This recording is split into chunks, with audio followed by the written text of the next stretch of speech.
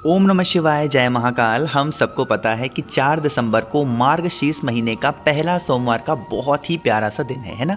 और आज के टाइम पे कोई भी ऐसा घर नहीं बचा है जिसके घर में बीमारी ने अपना पैर ना पसारा हो। किसी के घर में छोटी है तो किसी के घर में बहुत बड़ी बड़ी बीमारियां हैं। तो ये वीडियो आपके लिए है। पूज्य गुरु जी की कथा से सुन के बहुत अच्छे से बताऊंगा। बस आपको थोड़ा सा पानी पीना है और उसके बाद ओम बोलना है, लेकिन इसका तरीका थोड़ा सा अलग है, डिफरेंट है। कैसे बोलना है, क्या करना है, पूरी बात बताऊंगा। तो वीडियो को पूरा एंड तक देखिएगा ताकि सारी चीज़ें आपको समझ में आ जाए, है ना। देखो, अब ये वाला जो उपाय है ना, कोई ज़रूरी नहीं कि कोई इंसान आपके घर में बीमार है तो ही आप उपाय को करो। अगर मान लेते हैं कि आपके घर में कोई ऐसा इंसान है जो बहुत क्रोध करता है, बहुत गुस्सा करता है, तो भी इस उपाय को आप कर सकते हैं ना। देखो क्या करोगे, जो भी व्यक्ति बीमार है या फिर जो भी व्यक्ति क्रोध करता है, उसके हाथ में एक छोटी सी कटोरी दे दो या फिर एक छोटा सा ग्लास दे दो, है ना। और उस ग्लास में से जो पानी आपके घर में जहाँ से पीने का लेते हो, टोटी लगा हो, आरओ लगा हो, नल लगा हो, वहाँ पे जाना और उसके बाद उस कटोरी में पानी निकाल लेना, ठीक है। पानी को जब निकालोगे तो तुम रुका जी का स्मरण होना चाहिए। किसका स्मरण? तुम रुका जी का स्मरण हो। जितना भी पानी आपकी कटोरी में हो या फिर आपकी ग्लास में हो, उसको आपको 5 बार में पीना है। कितनी बार में पियोगे, तरीका समझना मेरी, बहुत ध्यान से सुनिएगा। इस उपाय को बहुत डिफरेंट है, बहुत अलग है। जब पानी आप पिएंगे 5 बार पीना है उसी कटोरी में। तो आपको जब थोड़ा सा पानी पियो आप उस कटोरी में से, तो जब पानी पी लो उसके बाद आपको ओम का ऐसे उच्चारण करना है, थोड़ा सा लंबा सा। कितना? ओम। ऐसे लंबा सा ओम खींचना है जितनी आपकी सांस हो। बात आ रही क्या समझ में? इसी तरीके से 5 बार जल पिएंगे और 5 बार ओमकार का जप करेंगे। करके देख लीजिएगा। हफ्ते में एक दिन, जब कभी भी आपको मौका मिले, सोमवार हो, मंगलवार हो, कोई सा भी दिन हो, बस हफ्ते में एक बार कोई दिन चूज़ कर लो, करके देखिएगा। सुबह, दोपहर, शाम, रात, कभी भी कर सकते हैं। आपकी जितनी बीमारियां होंगी, जो भी क्रोध वाला इंसान होगा उसका क्रोध तो गायब होगा, साथ ही साथ बीमारियां भी आपके घर से हमेशा के लिए बाहर चली जाएंगी, ठीक है। तो करके ज़रूर देखिएगा। जल रोकना है तुमरुका जी के नाम से, जल आप पिएं, उसके बाद ओमकार का जप करेंगे। समझ में आई बात? चलो, तो यहाँ पर हम लोगों ने पहले उपाय की बात कर ली है। आगे बढ़ते हैं इस वीडियो में। अब हम लोग अपने दूसरे उपाय की तरफ। दूसरा उपाय भी बहुत डिफरेंट है, बहुत अलग है। यह उपाय सिर्फ सोमवार के दिन किया जाता है ना। समझते हैं।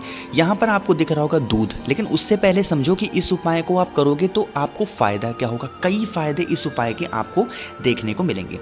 पहला फ़ायदा तो ये होगा कि अगर आपके घर में लड़ाई झगड़े क्लेश बहुत ज़्यादा होते हैं तो वो ख़त्म होगा।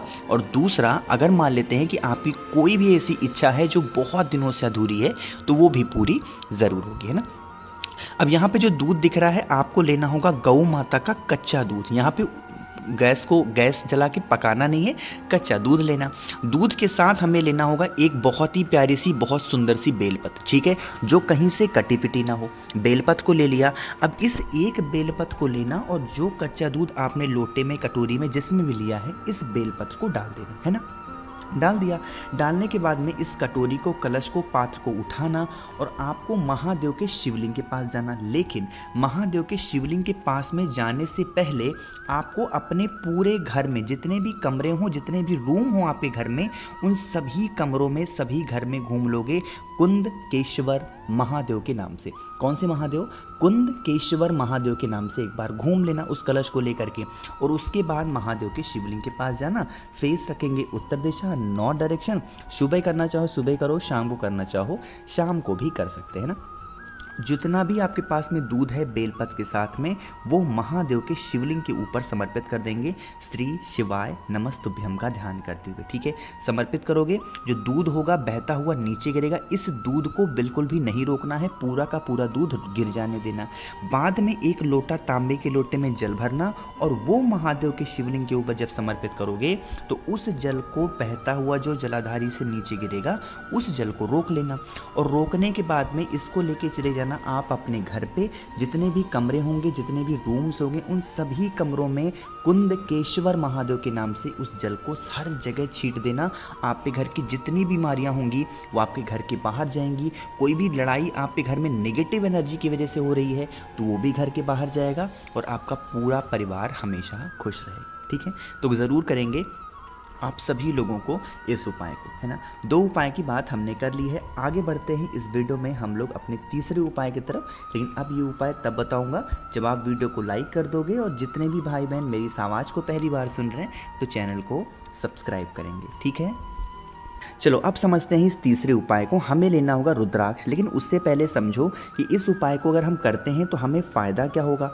देखो आज के टाइम पे क्या हो गया है कि हर इंसान बहुत बिजी चल रहा है ना, और बिजी होने की वजह से उसकी लाइफ में टेंशन बहुत ज़्यादा है। इंसान डिप्रेशन में बहुत ज़्यादा रहते हैं, बहुत सोचना पड़ता है फैमिली के बारे में। इसी वजह से उनका बीपी हाई, हार्ट की प्रॉब्लम, ऐसी बहुत सारी प्रॉब्लम उनकी बॉडी में देखने को मिलती है और परेशानियाँ भी बहुत होती हैं। तो उसके लिए आपको लेना होगा एक रुद्राक्ष। कोई ज़रूरी नहीं कि रुद्राक्ष आप 2, 3, 4, 5 मुखी, कोई भी रुद्राक्ष जो आपके घर में हो वो ले लेना, ठीक है। रुद्राक्ष ले लिया, साथ ही साथ हमें लेना होगा गंगा जल। आप सभी के घरों में गंगा जल ईजिली अवेलेबल है तो गंगा जल लेंगे।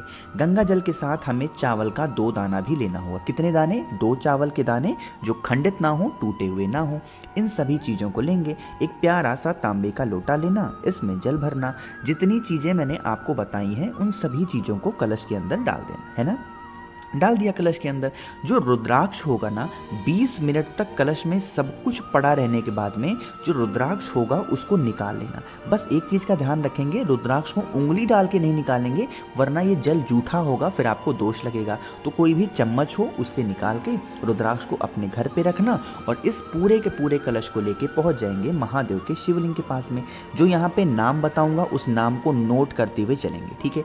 जितना भी जो भी चीज़ें आपके कलश में है पूरा का पूरा महादेव के शिवलिंग के ऊपर समर्पित करेंगे। यहाँ पे जो नाम हम लोग बोलेंगे महादेव का वो है सोमेश्वर महादेव। देखो मैंने लिख भी दिया अपनी उंगलियों से ही, है ना। तो सोमेश्वर महादेव के नाम से आपको उस जल को महादेव को चढ़ाना होगा। जो जल होगा बहता हुआ जलाधारी से नीचे गिरेगा। इस जल को रोक लेना और रोक करके महादेव के शिवलिंग के पास में ही खड़े होकर के उस जल का थोड़ा सा आचमन कर लेना सोमेश्वर महादेव के नाम से। बाकी का बचा हुआ जल लेके अपने घर चले जाना। और घर जाने के बाद में आपको क्या करना होगा, पूरे घर में जितने भी रूम होंगे, कमरे होंगे, सभी कमरों में जल का छिड़काव कर देना। नेगेटिव एनर्जी की वजह से अगर हमको बहुत ज़्यादा टेंशन होता है, डिप्रेशन होता है, तो वो सारी समस्याएं आपकी खत्म हो जाएंगी, ठीक है। समझ में आया। चलो 3 उपाय की हमने बात कर ली है। आगे बढ़ते हैं इस वीडियो में हम लोग अपने चौथे और सबसे आखिरी उपाय की, जो कि हमें करना होगा शक्कर से। और काफ़ी लोग इसको बोलते हैं चीनी भी, ठीक है। आप लोग क्या बोलते हो, शक्कर बोलते हो या चीनी बोलते हो, इसको नीचे कमेंट सेक्शन में ज़रूर बताइएगा, ठीक है। अब चलो समझते हैं कि इस उपाय को अगर आप करते हो तो आपको फ़ायदा क्या होगा, है ना। आज के टाइम पे क्या हो गया कि हर इंसान गुस्से में होता है, चाहे वो पुरुष हो, चाहे स्त्री हो, चाहे बच्चा हो, बूढ़ा हो, कोई भी हो। बट उसकी अगर मन की कुछ भी नहीं होती ना तो इंसान गुस्सा बहुत करता है ना। मानते हो आप इस चीज़ को। तो गुस्से को ख़त्म करने के लिए इस उपाय को किया जाता है सोमवार के दिन, है ना। इसमें भी महादेव का एक नाम बोलना होगा। आपको सबसे पहले लेना होगा चीनी या फिर शक्कर, बहुत ज़्यादा नहीं, थोड़ा सा शक्कर या चीनी लेना। लेकिन जो इंसान गुस्सा करता है, क्रोध करता है, जिससे आप बहुत परेशान हो ना, उसको लेकर के कहाँ पे जाओगे, महादेव के शिवलिंग के पास में। और उससे पहले एक तांबे के लोटे में जल भर लेना अपने घर से। जो मैंने आपको शक्कर या चीनी दिखाई है इस कलश के अंदर बिल्कुल नहीं डालेंगे, ठीक है। पहुँचना, और पहुँचने के बाद में आपको क्या करना है, महादेव के शिवलिंग के ऊपर शक्कर को अपने हाथों से मलना है। जितना ज़्यादा अच्छे तरीके से लेपन, जितना ज़्यादा मात्रा में शक्कर का लेपन कर सकते हो लेपन करेंगे। जो व्यक्ति आप पे घर में क्रोध करता है, गुस्सा करता है, उसका नाम और गोत्र बोलेंगे, ठीक है। गोत्र बोलेंगे। जो जल आपके पास में है वो महादेव के शिवलिंग के ऊपर समर्पित करेंगे।